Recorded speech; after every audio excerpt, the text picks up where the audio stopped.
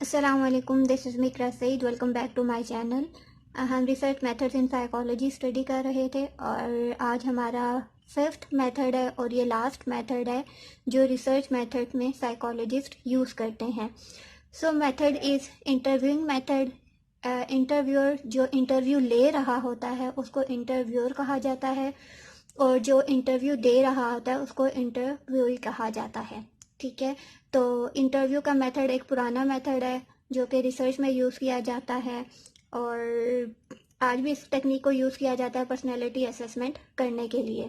तो interview basically face to face interaction होता है जिसमें आमने सामने बैठकर इंटरव्यू लिया जाता है उस इंडिविजुअल के बारे में जिसकी एवेल्यूएशन की जाती है। और अब जो इंटरव्यूअर होता है उसकी कुछ जिम्मेदारियां होती हैं। फॉर एग्जांपल कि वो राइट क्वेश्चन पूछे जिस जॉब के लिए आपने करना है, जिस पर्पस के लिए आप उसको एवेल्यूएट कर रहे हैं, उससे से रिलेटेड आपके सवालात होने चाहिए। नंबर 2 पे है लिसन कीनली। सिर्फ सवाल पूछ लेना काफ़ी नहीं है और ना ही ऐसे कि सवाल पे सवाल पूछता जाए, बल्कि जो इंटरव्यू देने वाला इंटरव्यू में जो आंसर कर रहा है, इंटरव्यूअर का ये काम है कि वो उसको गौर से सुने कि वो क्या कह रहा है और क्या जवाब दे रहा है। थर्ड पे हमारे पास आ जाता है ऑब्जर्व बिहेवियर, यानी इंटरव्यूअर की ये भी जिम्मेदारी है कि वो सामने वाले का जिसका इंटरव्यू लिया जा रहा है उसके बिहेवियर को अच्छे तरीके से ऑब्जर्व करे। फॉर एग्जाम्पल कंटेंट देखे कि वो कैसी वर्डिंग यूज़ कर रहा है, कहीं एब्यूजिव लैंग्वेज तो नहीं है उसकी। सेकंड पे वो इमोशंस के बारे में थोड़ा सा पूछे, स्ट्रेस कोपिंग स्किल्स के बारे में पूछ सकता है। अगर उसकी लाइफ में कोई प्रॉब्लम हो या कोई डिसीजन लेना हो तो वो उस तरह किस तरह से हैंडल करता है। उसके बाद लास्ट में इंटेलिजेंस है। इंटेलिजेंस लेवल चेक करने के लिए जनरल नॉलेज के सवाल पूछे जा सकते हैं। सेकंड, इंटरव्यू या जो इंटरव्यू देने वाला है, इंटरव्यूअर का काम है कि वो इतना एक्सपर्ट हो, इतनी स्किल्स उसके पास हो कि वो इंटरव्यू से इस तरह से सवालात करे या उसको इतनी स्पेस दे, इतनी अच्छी उसके साथ रेपो बिल्ड करे कि इंटरव्यू देने वाला अच्छे तरीके से फ्रीली बात कर सके अपने एक्सपीरियंसेस के बारे में, अपने एटीट्यूड्स और अपनी फीलिंग्स के बारे में। तो इंटरव्यू में बेसिकली हम इन सारी चीज़ों को मद्देनज़र रखते हुए किसी भी इंसान का इंटरव्यू लेते हैं और इंटरव्यू की मदद से हम अपने रिसर्च को कंप्लीट करने के काबिल बनते हैं। अब हमारे पास 2 टाइप्स की क्वेश्चंस होते हैं, एक ओपन एंडेड क्वेश्चंस होते हैं और एक क्लोज्ड क्वेश्चंस होते हैं। ओपन एंडेड में ये कह लें कि सब्जेक्टिव टाइप होता है और क्लोज्ड में एमसीक्यूज टाइप या फिर यस और नो में आंसर करना होता है, ऑब्जेक्टिव टाइप होता है।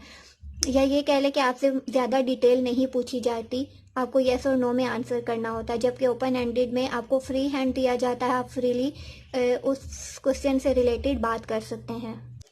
और ओपन एंडेड क्वेश्चंस इसलिए भी ज़रूरी होते हैं कि ये इनकरेज करता है पर्सन को कि वो अच्छे तरीके से अपने फीलिंग्स को, अपनी इमोशंस को और उसकी लाइफ के जितने भी एक्सपीरियंसेस होती हैं उसको वो अच्छे तरीके से एक्सप्लेन कर सकता है। अगर आप किसी पर्सन से येस और नो में पूछेंगे तो फिर उसमें ना तो आपको उसके इमोशंस नज़र आएंगे, ना ही उसके एक्सपीरियंसेस के बारे में पता चलेगा।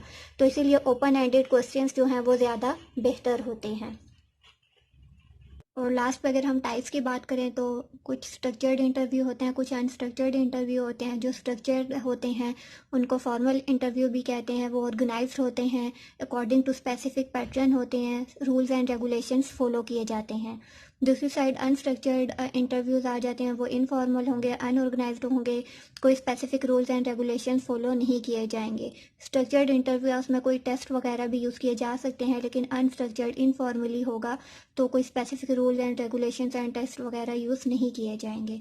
उसके अलावा देखा जाए तो फ़ोन इंटरव्यू हो सकता है, ग्रुप पे में इंटरव्यूज़ हो सकते हैं कि ग्रुप में आप लोग बैठे हैं और कोई आपका इंटरव्यू कर रहा हो। पैनल इंटरव्यूज़ हो सकते हैं जहाँ पे 3 से 4 लोग बैठे हैं और आपका इंटरव्यू ले रहे हो, जैसे किसी जॉब के लिए आपने इंटरव्यू देना हो गवर्नमेंट लेवल पे। उसके बाद केस या प्रोजेक्ट इंटरव्यू हो सकते हैं, लाइक आपने अगर कोई केस पे काम कर रहे थे या कोई प्रोजेक्ट था आपका यूनिवर्सिटी, तो वहाँ पे आपका इंटरव्यू हो सकता है।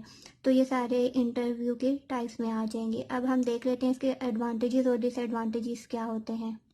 सबसे पहले अगर एडवांटेजेस की बात करें तो अगर इंटरव्यू लेने वाला स्किल्ड है, काफ़ी एक्सपर्ट है, तो वो थोड़े से टाइम में, शॉर्ट पीरियड ऑफ टाइम में बहुत ज़्यादा इंफॉर्मेशन हासिल कर सकता है किसी भी इंडिविजुअल के बारे में। इसी तरह इंटरव्यू लेने के दौरान जब वो सब्जेक्टिव टाइप क्वेश्चन पूछता है तो वो इजीली सामने वाले की फीलिंग्स, इमोशंस और जितने भी एक्सपीरियंसेस हैं उनको इजीली इंटरप्रेट कर सकता है। और अगर उसके सवाल से सामने वाला इंटरव्यू देने वाला इरिटेट हो रहा है तो वो उसको अलग से डील करेगा और समझ जाएगा कि इसके पास कितना नॉलेज है और कितने अच्छे से ये किसी भी सिचुएशन को डील कर सकता है। अब इसके डिसएडवांटेजेस देख लेते हैं। डिसएडवांटेज यह है कि अगर इंटरव्यू लेने वाला इतना एक्सपर्ट नहीं है, ना ही उसके पास इतनी स्किल्स हैं, तो वहाँ पे उसकी अपनी बायसनेस इन्वॉल्व हो जाएगी, सब्जेक्टिविटी इन्वॉल्व हो जाएगी, जिसकी वजह से रिसर्च के रिजल्ट्स में एरर आ सकता है। अब ये एरर्स काफ़ी कम हो गई हैं क्योंकि डाटा रिकॉर्डिंग इक्विपमेंट्स आ गए हैं, टेप रिकॉर्डिंग वगैरह आ गई है और उसके अलावा कंप्यूटर पे एनालिसिस किया जा सकता है। तो इस वजह से आजकल इसमें इतने डिसएडवांटेजेस नहीं हैं। खैर, जहाँ एडवांटेजेस होते हैं वहाँ डिसएडवांटेजेस भी होते हैं। और यह हमारा आज का टॉपिक था। एंड हो गया है रिसर्च मेथड्स इन साइकोलॉजी, जिसमें हमने 5 मेथड्स पढ़े हैं, उनके एडवांटेजेस डिसएडवांटेजेस भी पढ़े हैं और जिस जिसकी टाइप्स थी उनकी टाइप्स भी पढ़ी हैं। इसके अलावा आपको कोई सवाल हो कमेंट्स में मुझसे पूछ सकते हैं। नेक्स्ट वीडियो में नेक्स्ट टॉपिक के साथ आएंगे इंशाल्लाह। और नेक्स्ट वीडियो में मिलते हैं। Till then take care. अल्लाह हाफ़िज़।